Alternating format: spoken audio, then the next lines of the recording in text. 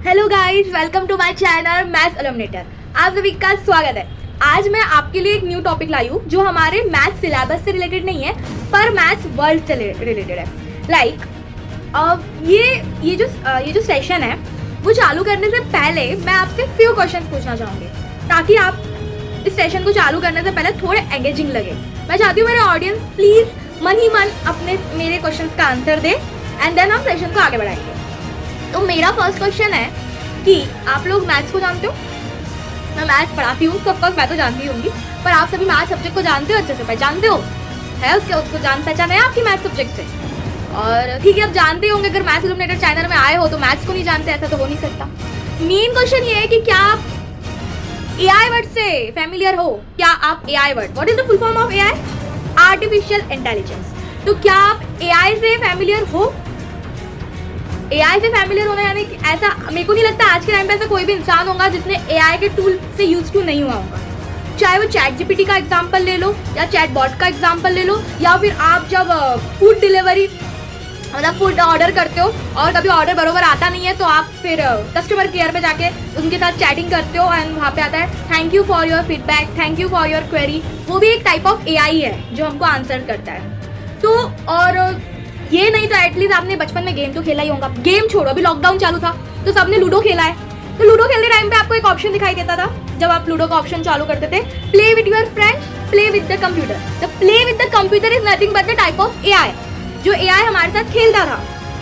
तो अब आप बोल रहे होंगे कि मैंने तो मैथ्स एलिमिनेटर चैनल खोला था, अब मैं कैसे क्या AI चैनल खोल के बैठी हूँ? तो नहीं, मैंने कोई AI चैनल नहीं खोला है। मैं आपको ये बताना चाह रही हूँ कि हमारा जो AI है, जिसकी हम आज के टाइम पे इतना उसका रिवॉल्यूशन फैल चुका है, यहाँ तक कि मुझे ऐसा लगता है कि जो लोग AI से यूज टू नहीं हुए हैं वो लोग भी यूज टू हो जाइए। बिकॉज आज सबके पास में आपने देखा है, आज किसी के पास में ऐसा कोई इंसान और उसको पूछो कि भाई तुम्हारे पास में फोन नहीं है, ऐसा कोई इंसान मिला आपको?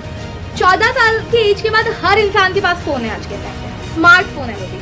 कभी हमने सोचा था कि 20 से 25 साल पहले हमने सोचा था कि स्मार्टफोन हर किसी के पास में पाया जाएगा? नहीं। तो आज से भी I don't think so technology इतनी आगे बढ़ गई है कि 10-20 साल बाद या फिर और थोड़ा सा आगे बाद सबके पास पर्सनल AI हो प्रेजेंट। तो मेरी यही रिक्वेस्ट है कि आप AI से यूज टू हो, फैमिलियर हो, अपडेटेड रहो। अब आप बोल रहे हैं जैसा मेरा क्वेश्चन कि मैं मैथ्स एलिमिनेटर की क्रिएटर हूँ तो मैंने AI को बीच में क्यों ला लिया?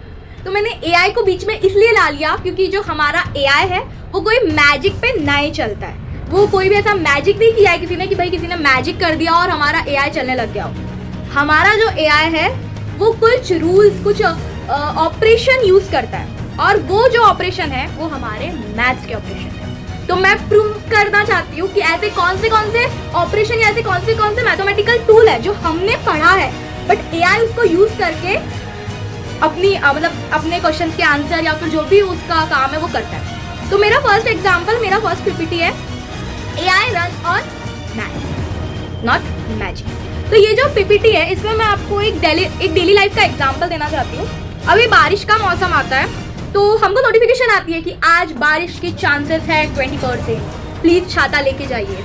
और उसके बाद में कभी चांसेस अभी तो समर चल रहा है तो अभी हम नागपुर से हैं तो फिर हमको पता चलता है कि भाई 35 डिग्री सेल्सियस हो गया है, अभी से फरवरी में 35 डिग्री आ रहा है। तो ऊपर हम सबको नोटिफिकेशन आती है वेदर फॉरकास्ट की। तो मैं बोल सकती हूँ डिकेड्स ऑफ ईयर पहले ये काम इंसान करते होंगे, प्रेडिक्ट करना कि आज वेदर क्या होगा। बट नाउ इटसेल्फ अभी का जो टाइम चल रहा है उसमें ये काम कोई इंसान नहीं करता है, ये पूरा AI बेस्ड सिस्टम चल रहा है। तो भाई AI इसमें ऐसा क्या यूज करता है जो ये बता सके कि आज का वेदर कैसा होगा? तो AI क्या कर रहा है? प्रेडिक्ट कर रहा है weather forecast. What is the word, like look at the word predict. Predict word कहाँ से आया होगा?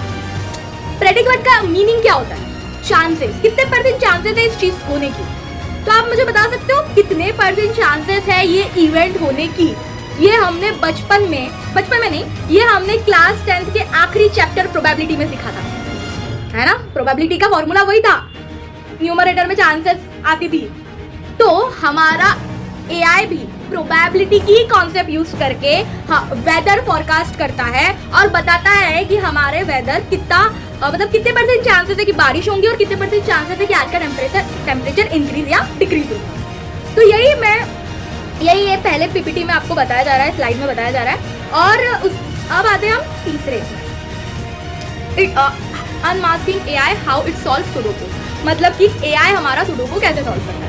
ये पीपीटी का एग्जांपल मैंने इसलिए लिया है बिकॉज रिसेंटली हम मैं और मेरी फ्रेंड लाइब्रेरी गए थे एंड हमने टाइम्स ऑफ इंडिया का पेपर लिया, हम पढ़ रहे थे। अब हमको पेपर में इंटरेस्ट तो आता नहीं है, तो हमने सुडोकू गेम देखा एंड मेरी फ्रेंड को सुडोकू गेम खेलना नहीं आता था, तो मैंने उसे सुडोकू गेम सिखाया। अब सिखाने के बाद क्या हुआ, उसको वो गेम बड़ा अच्छा लगा। तो अब रोज तो उसको न्यूज़पेपर मिला नहीं, तो उसने क्या किया, अपने स्मार्टफोन में सुडोकू गेम डाउनलोड कर लिया।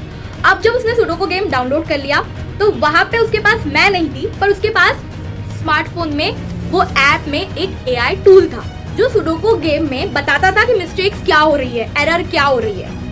तो हमारा जो एआई है वो मैथ्स का कौन सा टूल यूज करता है जिससे वो ये डिक्टेट कर सकता है, या फिर सुडोकू की एरर डिक्टेट कर सकता है, या फिर कैसे वो गेम को खेलता है। तो नथिंग बट वो कोई ना कोई मैथ्स का ही एक कॉन्सेप्ट यूज करता है सुडोकू गेम को खेलने के लिए। जैसे कि पहले तो मैं क्वेश्चन पूछना चाहूंगी कि यहाँ पे ऐसे कौन कौन से लोग हैं जो जिनको सुडोकू खेलना नहीं आता है। प्लीज कमेंट कि जिनको सुडोकू खेलना नहीं आता है। सुडोकू गेम ऐसा गेम है जो लॉजिकल बेस्ड गेम है, जिसमें लॉजिक यूज होता है। आपने देखा होगा कि अगर हमको किसी कॉलम को, मतलब अगर किसी वहाँ पे से स्क्वायर बॉक्सेस दिख रहे हैं आपको, तो वो जैसे ऑरेंज 14 के ऊपर एक ऑरेंज कलर का बॉक्स है, तो वो बॉक्स को अगर हमको फील करना है तो हम ये देखेंगे कि वर्टिकली हम जो भी नंबर से उसे फील कर रहे हैं वो रिपीट ना हो, हॉरिजेंटली हम जो भी नंबर से उसे मतलब फील कर रहे हैं वो रिपीट ना हो, और वो पर्टिकुलरली एक जो बॉक्स है ब्लैक कलर से उसमें भी वो नंबर रिपीट नहीं होना चाहिए। तो ये होता है सुडोकू गेम खेलने का तरीका। तो हमारा जो एआई है वो हमारे क्लास 12 का चैप्टर था परम्यूटेशन एंड कॉम्बिनेशन। हमारा जो एआई है वो परम्यूटेशन और कॉम्बिनेशन का चैप्टर यूज करके सुडोकू गेम खेलता है। तो भाई मैंने 2 प्रूफ तो दिखा दी कि हमारा एआई मैथ्स के टूल यूज करता है कैसे। अब नेक्स्ट आ जाते हैं हम एनालिसिस पे। ये जो रिकमेंडेशन और लाइक आपको सजेशंस आते हैं, नेटफ्लिक्स पे आते हैं, रील्स में आते हैं, इंस्टाग्राम्स पे आते हैं, तो वो कैसे आते हैं? ठीक है, इसको मैं थोड़ा सा एक इमेजिन कीजिए कि आपका केमिस्ट्री का पेपर है पहले दिन और दूसरे दिन मैथ्स का पेपर है। केमिस्ट्री के दिन क्या करोगे आप? बुक लोगे, पलटोगे, जितना हो सकता उतना रटो, मतलब रटोगे रटोगे ही। केमिकल रिएक्शन क्या होती है, उसमें क्या बोलते हैं, क्या रिएक्टेंट क्या होते हैं, ये क्या होता है, वो क्या होता है, सब देखोगे, पढ़ोगे। आप एनालाइज भी करोगे उसमें, बट मोस्टली उसमें पढ़ोगे। बट व्हाट अबाउट अगर आपका मैथ्स का पेपर रहा तो आपको एनालाइज ज़्यादा करना पड़ेगा। कैसे? सब एनालाइज करना पड़ेगा कि भाई ये फॉर्मूला कैसे बना, इसका डेरिवेशन देखेंगे आप, फिर वो फॉर्मूले का यूज़ कैसे करते हैं, तो आप एक चीज़ को एनालाइज करोगे। हमारा एआई भी तो वही करता है भाई। देखो मैं इसका लाइफ एग्जाम्पल देती हूँ। एक दिन मैं कॉलेज में थी और मेरा फ़ोन डेड हो गया। मेरी एक फ्रेंड बैठ गई है, मैंने बोला कि यार आज सैटरडे संडे वीकेंड है, बोर हूँ मैं, तो मेरे को थोड़ा नेटफ्लिक्स बता, मैं मूवी देखती हूँ और सिलेक्ट करती हूँ घर पे रूम पे जाके भाई अपनी मूवी देखूँगी करके। मैंने उसका फ़ोन लिया, मैंने नेटफ्लिक्स में जाके मूवी देखी। कौन सी देखूँ? मेरे को एक मूवी पसंद नहीं आई, क्योंकि उसके फ़ोन में वो मूवी सजेशन में थी जो उसको पसंद थी, ना कि वो मूवी सजेशन में थी जो मुझे पसंद आए। तो एआई मतलब आप एक और एग्जांपल लेती हूँ, आप अपने फोन में रील स्क्रॉल करते हो, अपने फोन में जब करते हो ना तो देखना 1-2 घंटे कब निकल जाते पता नहीं चलता है। वही किसी और का फोन लीजिए आपको पता चलेगा यार थोड़ी रील्स ना बोर हो रही है, बिकॉज वो उसके सजेशंस के लिए। हमारा एआई हमारे सारे ऐप्स का डाटा एनालाइज करता है और उसके हिसाब से सजेशंस या फिर रिकमेंडेशंस देता है।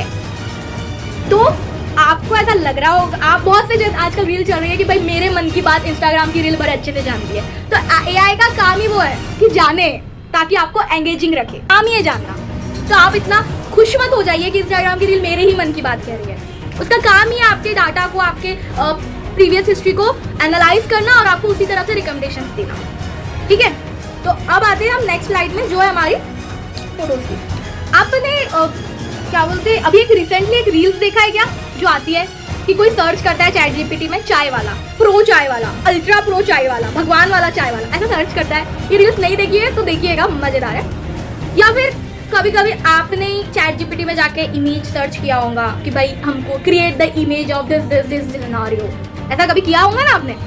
तो हमारा जो चैट जीपीटी है वो इमेज को क्रिएट करने के लिए, हाँ ऑफकोर्स वो मैथमेटिकल टूल के अलावा और भी टूल्स यूज करता है, कोडिंग वोडिंग सब है भाई दुनिया में। मैं सिर्फ मैथ्स की वाहवाही नहीं कर रही, बट मैं इतना बताना चाह रही हूँ कि वो मैथ्स भी यूज करता है। तो जब वो इमेज क्रिएट करता है तो हमने पढ़ा है, बचपन से ही पढ़ा है linear algebraic equation ax plus by equals to c।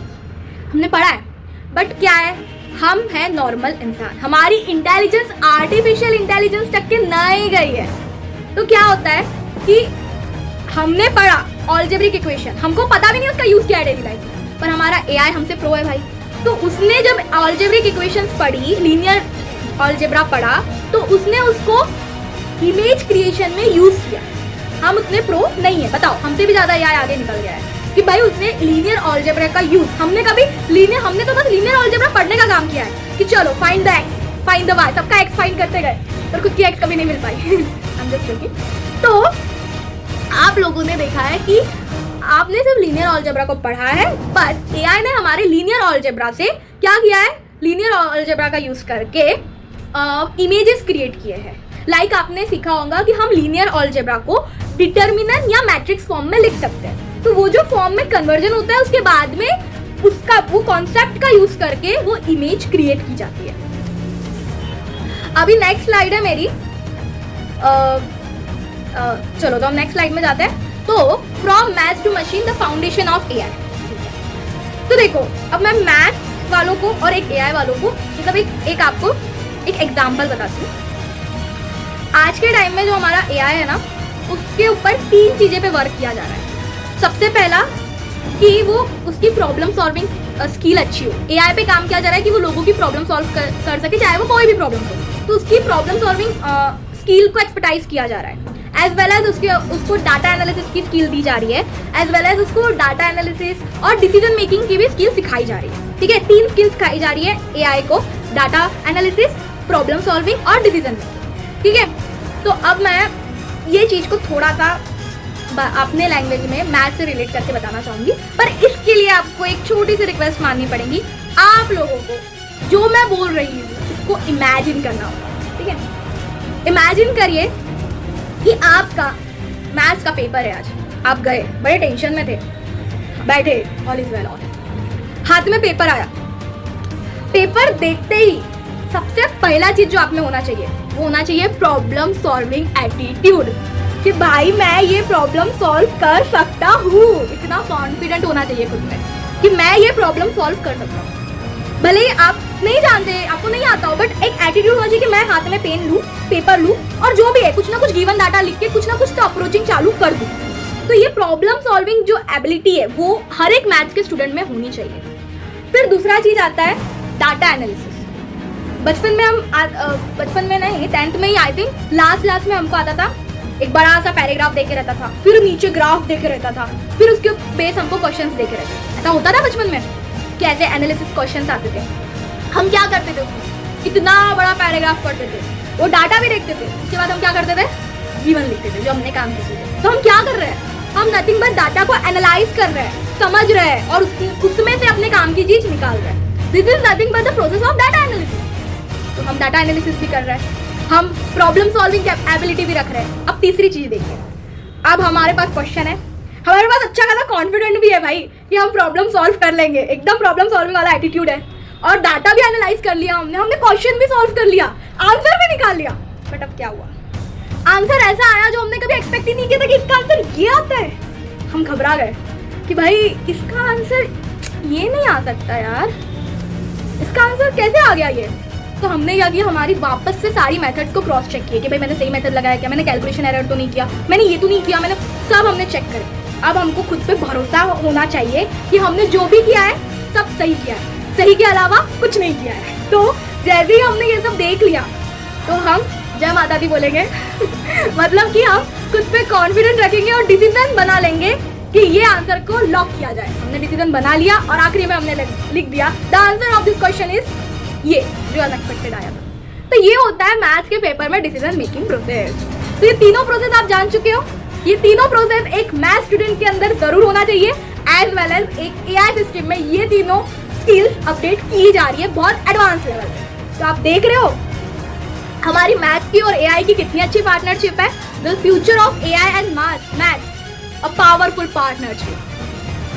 तो हाँ, क्योंकि आज के टाइम पे मैं एक यूट्यूब चैनल हूँ, एक यूट्यूब क्रिएटर हूँ।